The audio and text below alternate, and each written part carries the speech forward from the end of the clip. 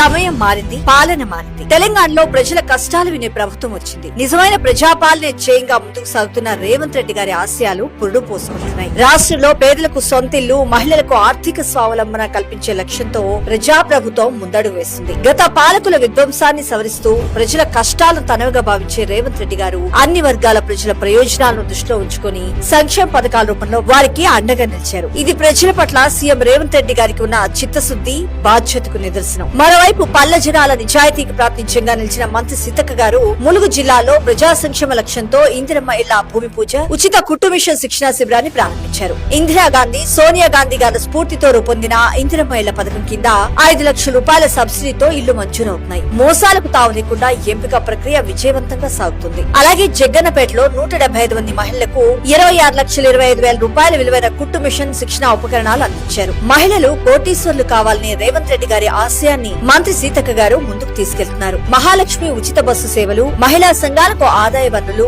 స్వయం ఉపాధికి సహకారం ఇవన్నీ కలగలిసి మహిళల సాధికారతకు ఒక గొప్ప బంగారు బాట వేస్తున్నాయి. ఆడపడుచులు స్వయంగా ఆర్థికంగా నిలబడే దిశగా రేవంత్ రెడ్డి గారు, సీతక్క గారి ద్వయం ముందుకు దూసుకెళ్తున్నారు.